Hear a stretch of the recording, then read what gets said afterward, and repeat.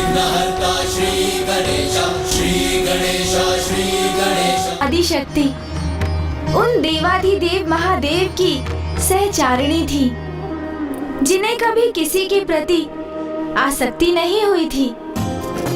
अब उन्हीं महादेव का स्नेह पाकर माता अत्यंत प्रसन्न थी और उसी प्रसन्नता से माता के शरीर से जो दिव्य तरंगे प्रस्फुटित हुई, उसने अंधकार को दूर कर एक नवीन प्रकाशमय सृष्टि की रचना करने आरंभ कर दी।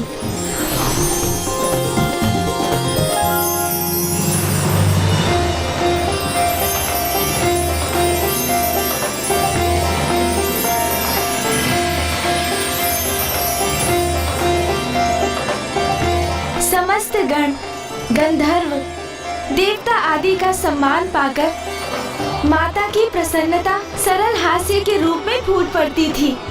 माता के उसी आनंद ने अनेकों सुंदर रंगों में रंग दिया था कैलाश को।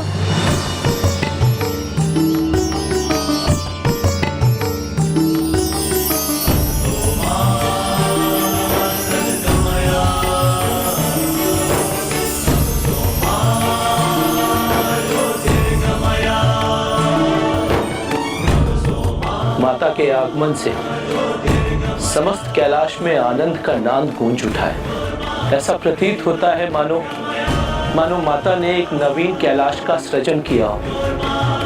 मेरी प्रभु से यही प्रार्थना है कि माता सदैव इसी प्रकार से आनंदित रहे, क्योंकि उन्हीं की प्रसन्नता के कारण ही समस्त कैलाश आनंद से झूम उठा है। माता कुष्मांडा की मुस्कुराहट इसकी भी प्रतीक है कि एक नारी की मुस्कान से ही पुरुष का संसार संपूर्णता को प्राप्त करता है। जहाँ नारी प्रसन्न होती है, वो गृह भी प्रसन्नता से परिपूर्ण होता है, और जहाँ नारी दुखी रहती है, उस गृह में सुख और चैन स्थापित नहीं होता। इसलिए नारी को कभी दुखी नहीं करना चाहिए, सदा नारी का सम्मान करना चाहिए।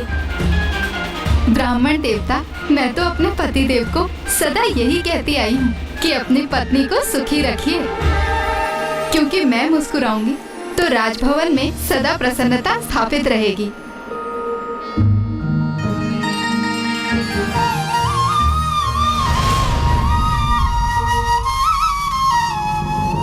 ये कैसी विचित्र विडंबना है कि जिनकी मुस्कुराहट से सृष्टि उजागर हुई, आज उन्हीं माता आदिशक्ति की मुस्कान उनसे छिन चुकी है, और ये सब महाराज देवोदास के कारण हुआ है। मेरी माँ प्रसन्न नहीं रहेंगी तो काशी में भी कहाँ समृद्धि हो सकेगी।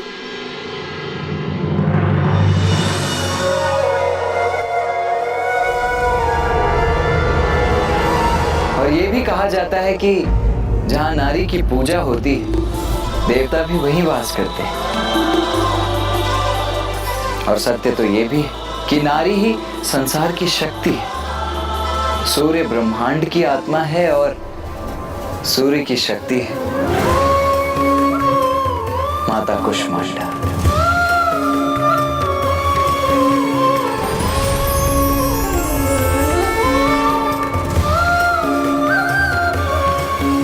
माता कुष्मांडा हृदय के चक्र में वास करती है, जिसे अनाहत चक्र भी कहा जाता है।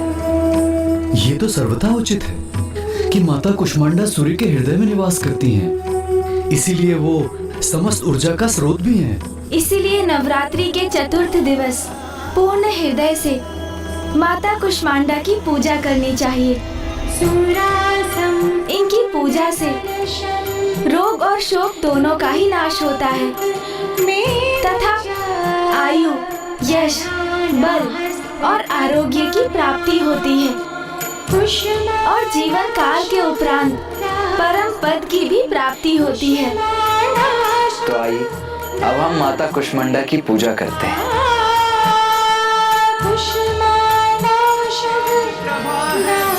माता कुष्मांडा, इस ब्रह्मांड की रचना तुझसे, तुझसे सूर्य की उष्मा है माँ, तुझसे सूर्य की उष्मा है माँ, तुझसे सूर्य की उष्मा। यदि मुझे यहाँ राज्य करना है तो आपको यहाँ से प्रस्थान करना होगा।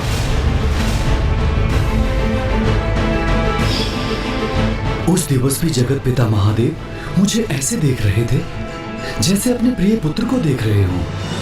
जब अनाहत चक्र निर्वाध रूप से कुंडलिनी की ऊर्जा से प्रकाशित होता है तो तब व्यक्ति अपने अहंकार के भाव से पूर्णतः रिक्त होकर संबंधों की असीम गहराइयों को समझकर उन्हें स्वीकार कर लेता है। जैसे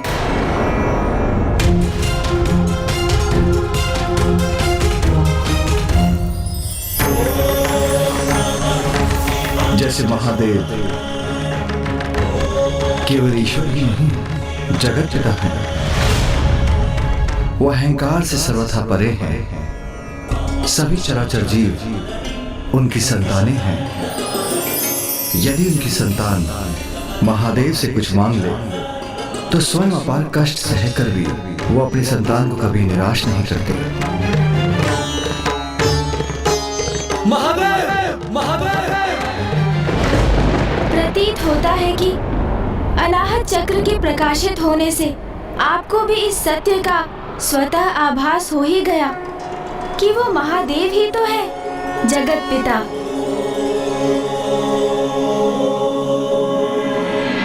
अब हम माता की आरती करेंगे।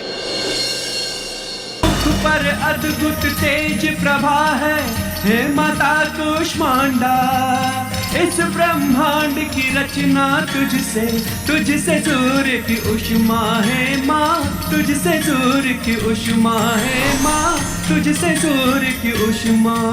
महाराज, माता, कल नवरात्रि का पंचम दिवस है और कल हम माता के पंचम स्वरूप स्कंद माता की कथा सुनेंगे।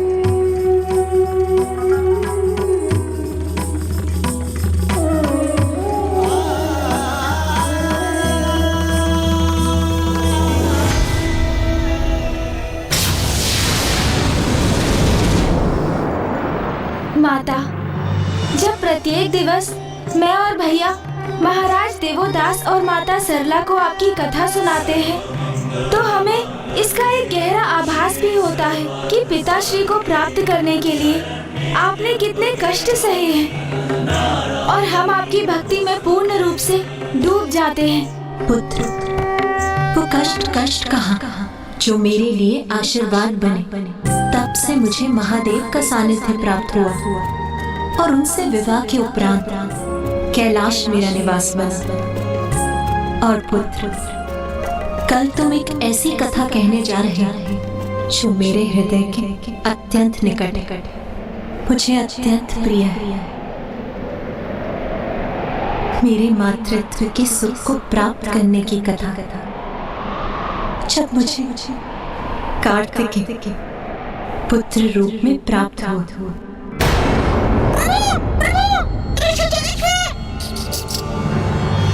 क्या हुआ मूषक जी? क्या हुआ है ऋषिवर को?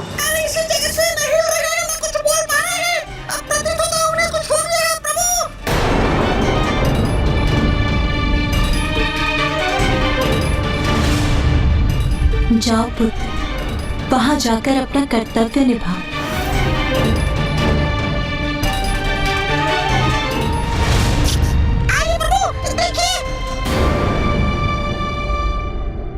भैया, ऋषिवर के अभी प्राण शेष है, किंतु ये अस्वस्थ प्रतीत हो रहे हैं। हमें शीघ्र ही धन्वंतरी जी का आवाहन करना चाहिए। उचित है गणेश।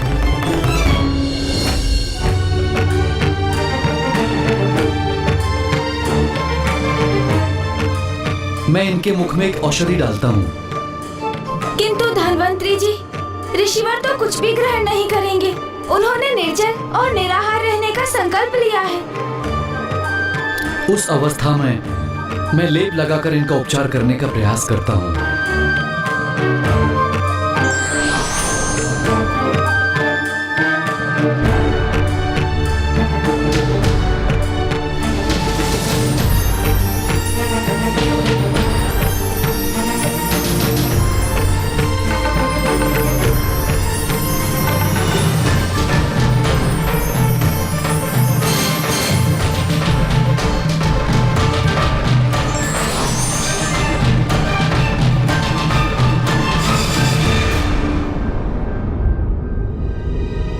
गणेश जी, कुमार कार्तिकेय जी, मैंने इन्हें लेप तो लगा दिया है, किंतु इनकी अवस्था अत्यंत गंभीर है। बस किसी प्रकार ये जीवित वर हैं। पिताश्री के दर्शन करने के लिए ही ऋषिवर के प्राण रुके हुए हैं। यदि पिताश्री ऋषि जगेश्वी की देहावसान से पूर्व काशी नहीं लौटे तो हम पर ब्रह्म हत्या का दोष लग जाएगा।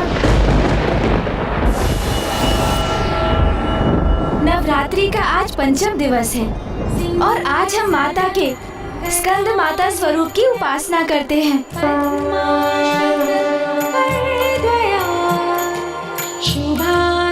इस स्वरूप में माता पार्वती की गोद में भैया कार्तिकेय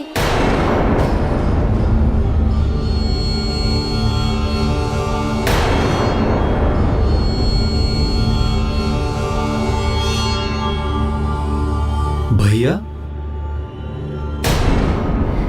महाराज, मेरा अर्थ था कुमार कार्तिकेय अर्थात गणेश जी के बड़े भैया। वो माता पार्वती की गोद में रहते हैं।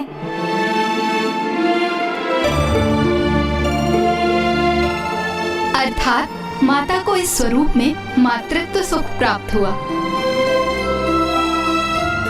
माता बनने का सुख अवश्य प्राप्त किया उन्होंने, किंतु साधारण नारियों की भांति नहीं। अर्थात माता ने गर्भ धारण कर कुमार कार्तिकेय को जन्म नहीं दिया।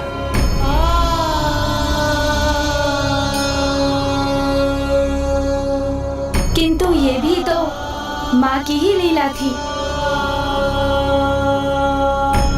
एक और माता पार्वती और महादेव का विवाह संपन्न हो चुका था और अब माता अत्यंत प्रसन्नता से गृहस्थीन का जीवन व्यतीत कर रही थी। उन्हें सभी सुख प्राप्त थे, किंतु संतान प्राप्ति की कामना तो अभी भी थी उन्हें। स्वामी, माता की पूर्णता तो संतान से होती है। मुझे संतान का वरदान दे स्वामी। तथास्तु। और देवताओं को तो इसी क्षण की प्रतीक्षा थी। और अब अंततः उनकी प्रतीक्षा समाप्त होने वाली थी। महादेव और माता पार्वती का वो पुत्र जन्म लेने वाला था जो तारकासुर का अंत करने वाला था। और ऐसा ही होता, किंतु क्या ब्राह्मण देवता? देवताओं ने इसमें एक और अवस्था जोड़ दी।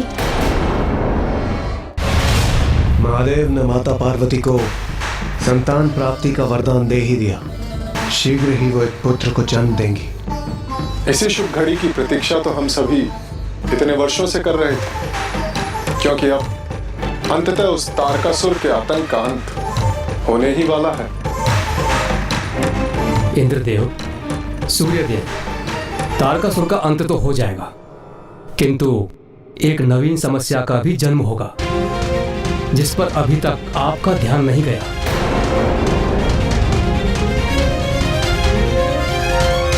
समस्या? कैसी समस्या अग्निदेव? महादेव अतुलनीय बल के सागर हैं और माता आदिशक्ति समस्त ब्रह्मांड में व्याप्त शक्ति की प्रतीक हैं। स्वयं प्रकृति है वो। महादेव और माता दोनों अनंत अपार हैं। उनके संयोग से उत्पन्न पुत्र महावीर और महायोद्धा होंगे, जिनकी शक्ति का अनुमान लगाना भी कठिन है। और उनकी अपार शक्ति यदि स्वर्ग पर लक्षित हुई तो कहीं मेरा पद ही मुझ न छिन जाए।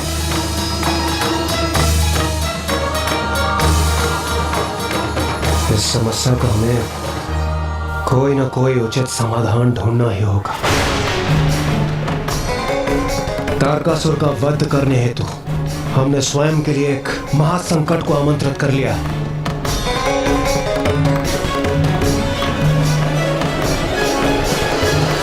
देवराज, अब इसका मात्र एक ही उपाय शेष है।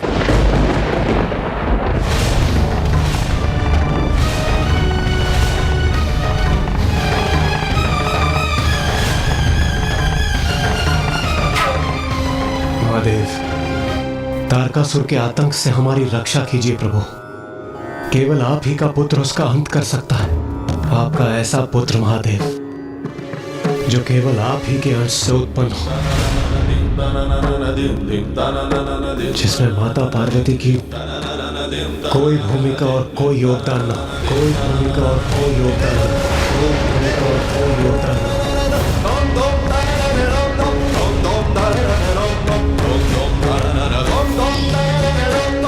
स्वामी, माता की पूर्णता तो संतान से होती है। मुझे संतान का वरदान दे स्वामी। तथास्तु, तथास्तु।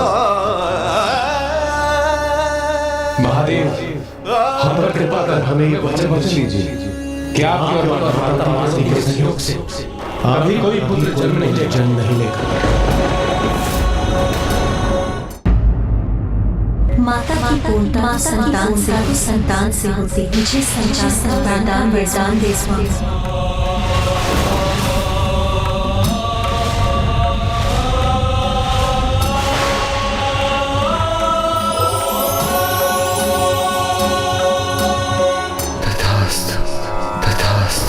जब माता पार्वती को ज्ञात हुआ कि महादेव ने देवताओं को क्या वचन दिया है, तो वो अत्यंत कुपित हुई।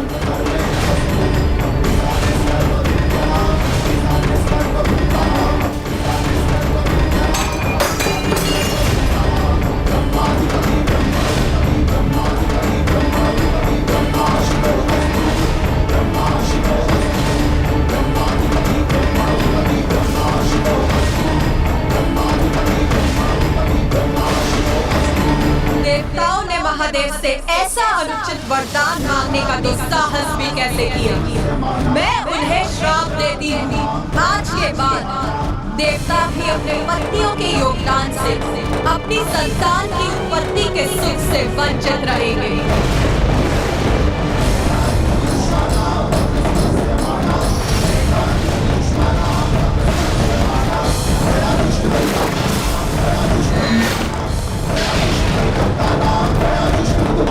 महादेव को ज्ञात था ब्राह्मण देवता कि माता पार्वती संतान प्राप्ति को लेकर अत्यंत उत्साहित थी, तो उन्होंने देवताओं को ऐसा वरदान क्यों दे दिया? शिवलीला, शिवलीला, शिवलीला। तथास्तु, तथास्तु।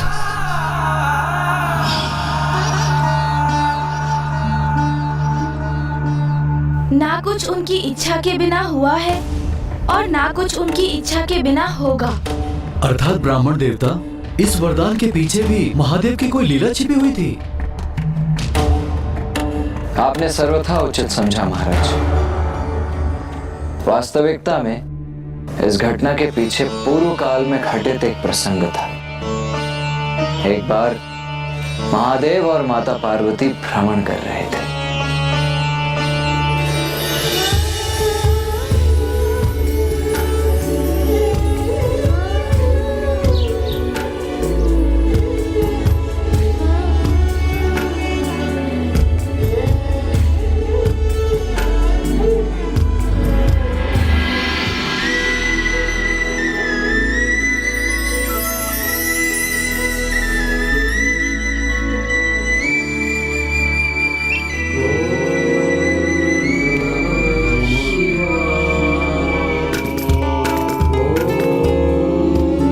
स्वामी, इस सघन वन में कौन आपकी प्रार्थना कर रहा है? संकदिक ऋषि। अच्छा, तो अब समझी मैं। मेरे साथ भ्रमण पर निकलना तो मात्र एक बहाना था। वास्तविकता में तो आपको आपके भक्तों से भेंट करने की इच्छा यहाँ खींच लाई। कहिए, उचित कह रही हूँ ना मैं स्वामी? महेश्वरी, भक्त भगवान के दर्शन के लिए जितने आतुर होते हैं, उतने ही आतुर भगवान भी भक्त से भेंट करने के लिए होते हैं। तो चलिए ना, मैं भक्त और भगवान के मध्य आऊं, ये मुझे कदापि स्वीकार नहीं।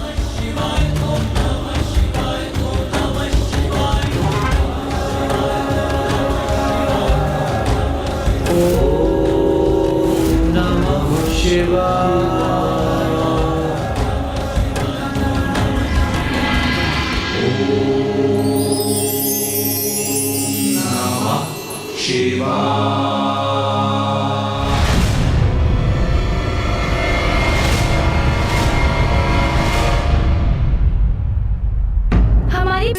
एक दिन उपवन में भ्रमण करते करते महादेव एवं माता पार्वती सनत कुमारों के आश्रम तक पहुंच गए।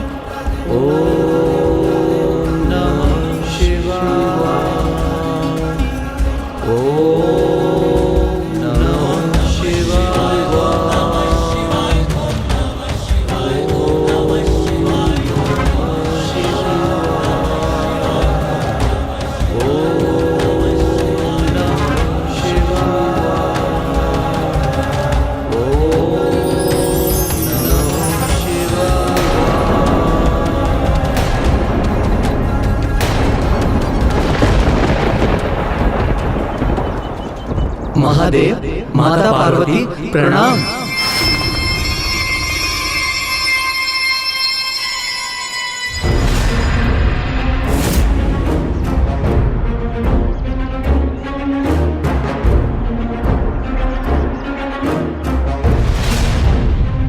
ये क्या सनत कुमार, मैं तुम्हारे समक्ष खड़ा हूं और तुमने मेरा अभिवादन भी नहीं किया। महादेव, क्या चाहते हैं आप? कौन आपको प्रणाम करे? मेरा शरीर अथवा मेरी आत्मा? मेरा ये शरीर तो मिथ्या है, नश्वर है। इसका एक ना एक दिवस तो अंत होना अनिवार्य है, इसलिए इसका कोई महत्व नहीं। जो सत्य है वो मेरी आत्मा है, और यदि आप मेरी आत्मा का अभिवादन चाहते हैं तो मेरी आत्मा में उसी का अंश है जो आप स्वयं हैं। अर्थात हम एक ही तत्व हैं। तो फिर कौन बड़ा और कौन छोटा? तो मैं उठकर आपको क्यों प्रणाम करूं?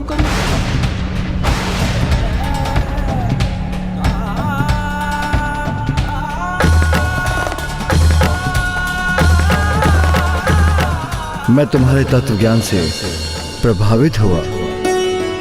मेरी इच्छा है कि तुम मेरे पुत्र के रूप में जन्म लो।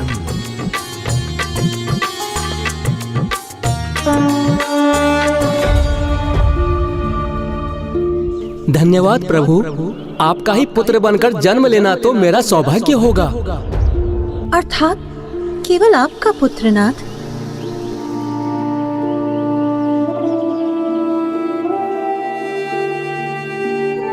महादेव की लीला तो अपरंपार है और उनको तो ये पूर्व से ही ज्ञात था कि देवताओं को महादेव और माता पार्वती के पुत्र को लेकर संशय होगा।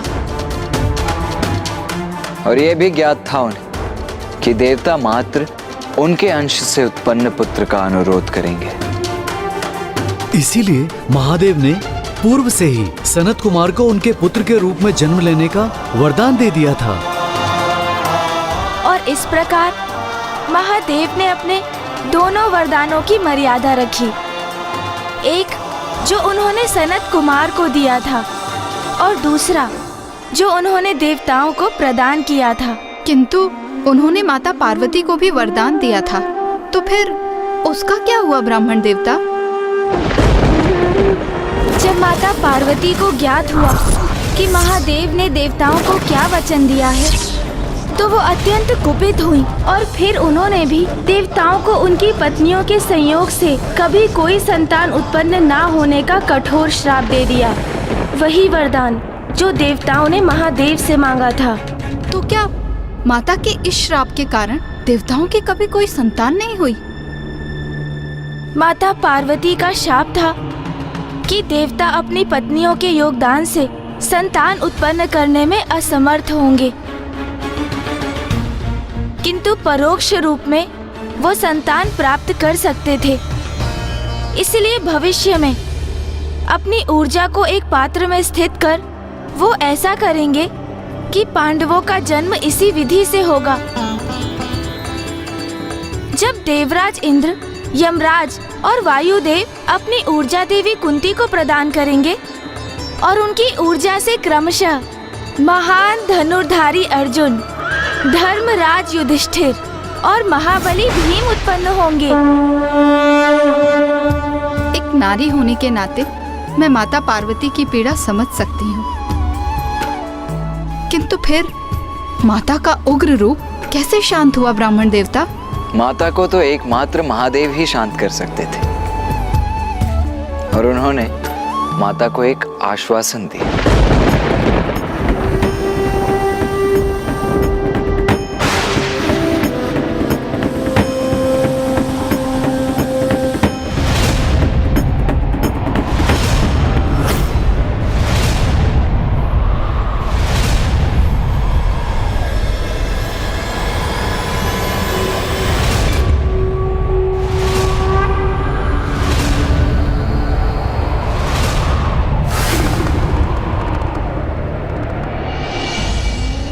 स्वामी, एक नारी के लिए इससे बड़े दुर्भाग्य की बात और क्या हो सकती है भला?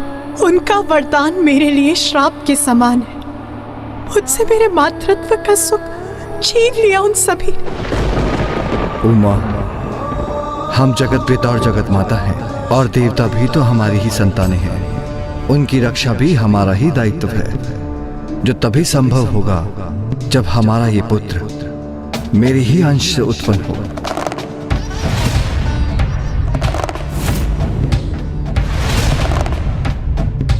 किंतु मेरी ऊर्जा से जीवन प्राप्त करने पर भी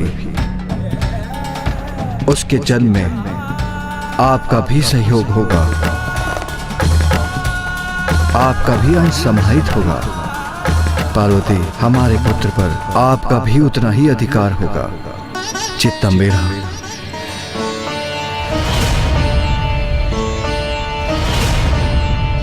स्वामी, क्या ये संभव है? किंतु कैसे? मुझ पर विश्वास रखिए उमा।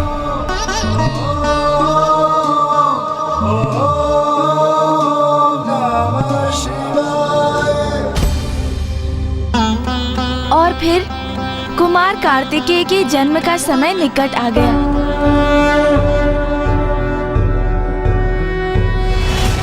योगीश्वरो महासेनः कार्तिकेयो अग्निनन्दनः संदः कुमारः सेनानिः स्वामी शंकर संभव।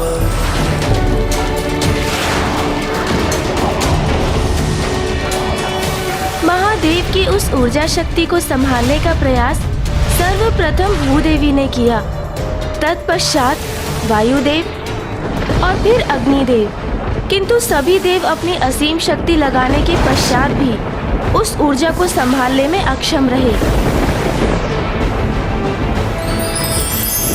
महादेव की ऊर्जा को संभाल पाना तो माता गंगा के लिए भी असंभव प्रतीत हो रहा है।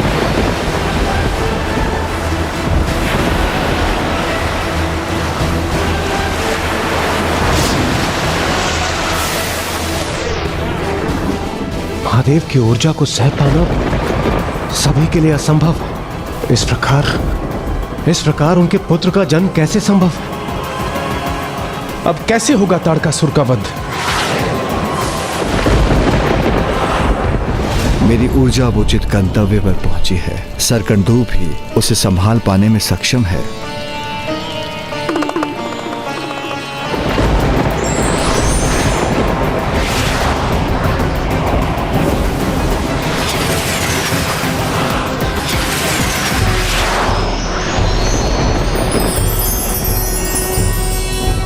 योगीश्वरो महासेनः कार्तिकेयो अग्निनन्दनः संदः कुमारः सेनानिः स्वामी शंकर संभव।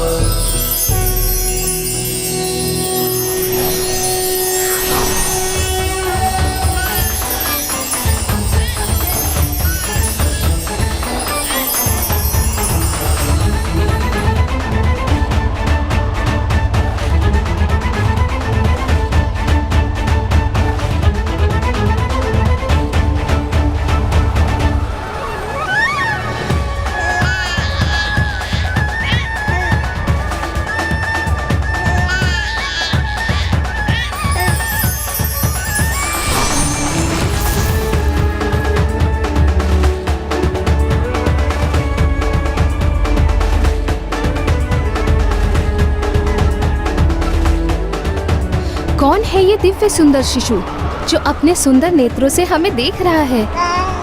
प्रतीत हो रहा है जैसे वो हमें पुकार भी रहा है।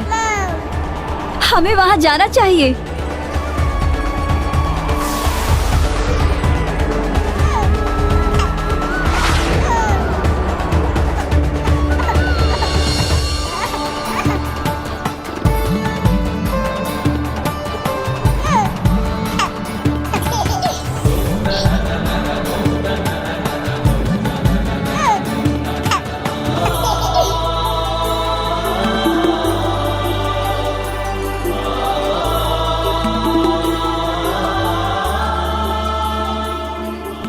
दिव्य शिशु तो महादेव पुत्र है। जब सारे देवताएं महादेव का ऊर्जा संभालने का प्रयास कर रहे थे तो मेरी दृष्टि उन पर गई थी और ये सुंदर शिशु महादेव की ऊर्जा से उत्पन्न हुआ है।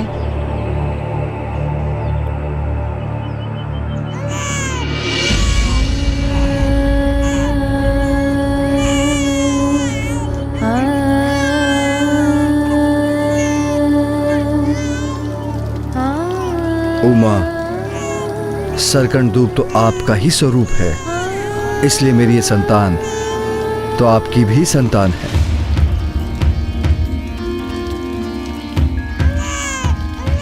मेरा पुत्र भूखा होगा, मुझे उसे आहार देकर उसका पोषण करना चाहिए। इसे तो भूख लगी है, इसलिए रुदन कर रहा है।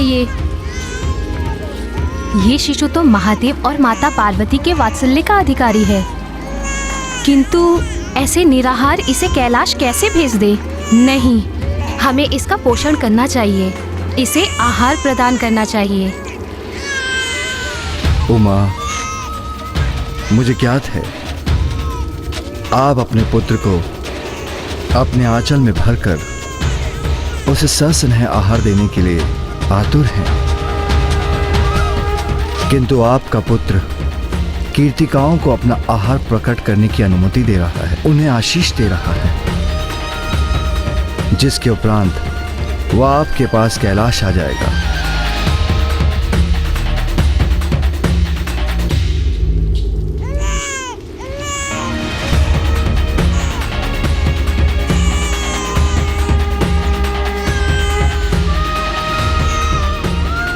उमा, आप जिसे एक नवजात शिशु के रूप में देख रहे हैं, वो महायोद्धा बनकर कैलाश पहुंचेगा। उमा, आप शीघ्र ही कैलाश में आगमन होगा, तो क्या आप उसके लिए समुचित व्यवस्था नहीं करेंगी? आप सर्वथा उचित कह रहे हैं नाथ। मेरा पुत्र कैलाश आने वाला, मुझे जाकर उसके लिए आवश्यक व्यवस्था करनी चाहिए।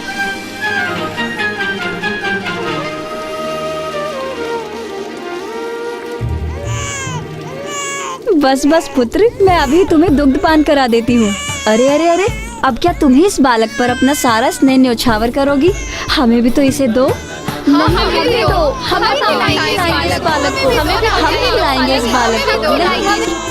अरे अरे, एक ही समय में हम सभी एक बालक को कैसे आहार दे सकती हैं?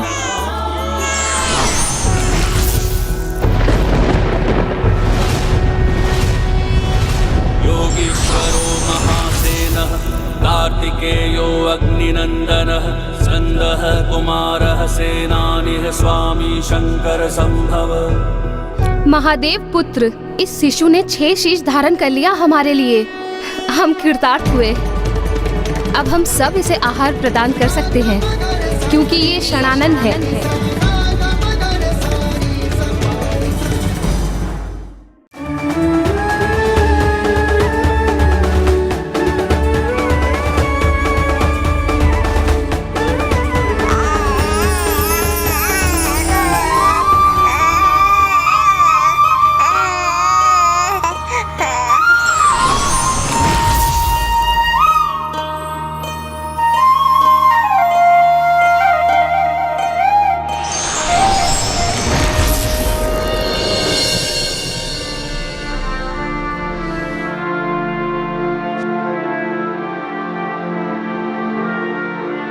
और इस प्रकार उन महायोद्धा महादेव पुत्र कुमार कार्तिकेय का जन्म हुआ, जो भविष्य में तारकासुर का वध करने वाले थे। तो अब तो देवता चिंता मुक्त होकर आनंदित हो गए होंगे।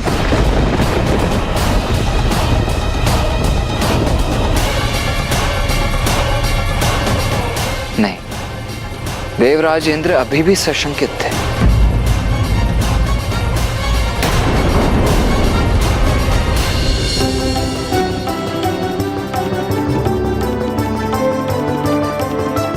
अपने शिशु रूप में भी कितने दिव्य और तेजस्वी है महादेव पुत्र। पर है तो वो शिशु ही।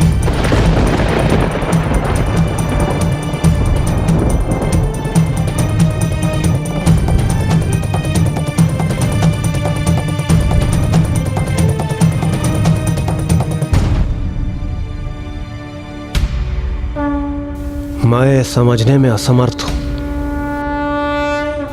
ये शिशु तारकासुर से युद्ध कैसे कर सकता है?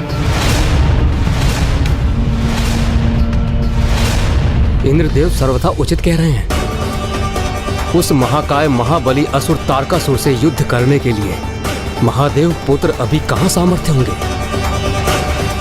तो क्या हमें अभी और प्रतीक्षा करनी होगी? इनकी आयु की वृद्धि की, इनकी शिक्षा प्राप्ति की। ये अनंत प्रतीक्षा तो अब असहनीय होती जा रही है।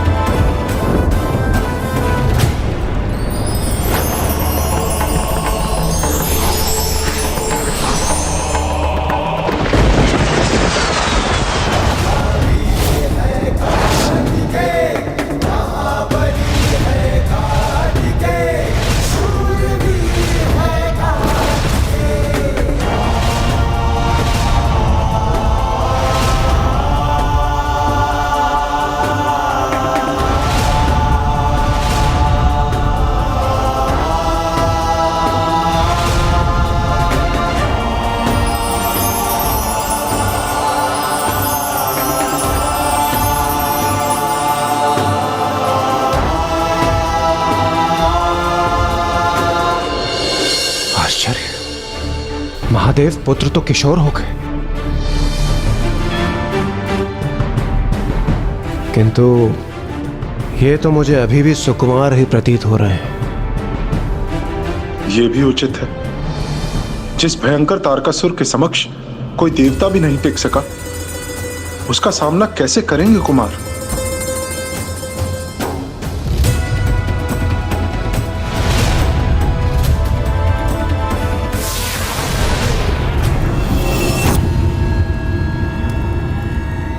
क्यों नहीं समझ रहे महाराज?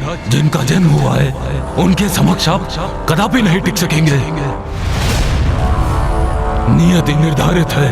अब तो आप इस सत्य को स्वीकार कीजिए महाराज। बहुत अभिमान था ना आपको अपने विश्वास पर, किंतु स्वयं को सुरक्षित रखने की आपकी सभी योजनाएं असफल रही। और फिर अब तो महादेव का पुत्र भी उत्पन्न हो गया है, जिससे सर्वथा अनुचित प्रमाणित हुआ है आपका विश्वास महाराज।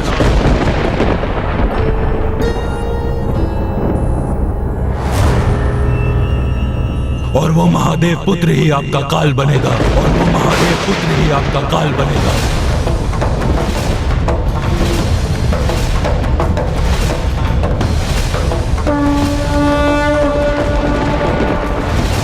आपका तो सर्वनाश होगा ही, किंतु इन सभी का सर्वनाश होगा। और इस सर्वनाश से मैं भी सुरक्षित नहीं रहूंगा, मेरा भी अंत होगा। आया आपका काल महाराज, आप ही नहीं टिक सकेंगे उसके समक्ष।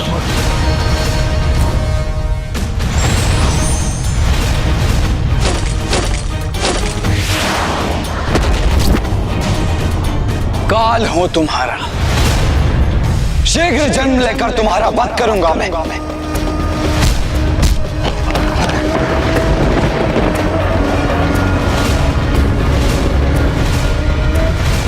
मूर्ख, फेरू, कैसे असुर हो तुम?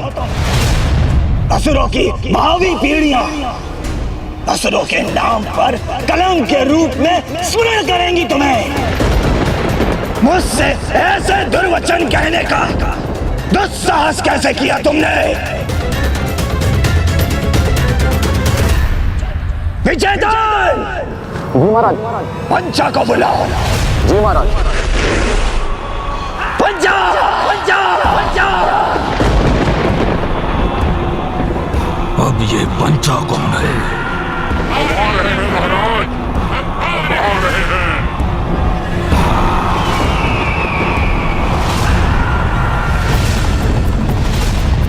एक और कार्तिकेय तारकासुर का संहार करने के लिए जन्म ले चुके थे, तो वहीं दूसरी ओर तारकासुर ने भी कार्तिकेय को क्षति पहुंचाने की मंशा से अपने असुर पंचा का आवाहन किया।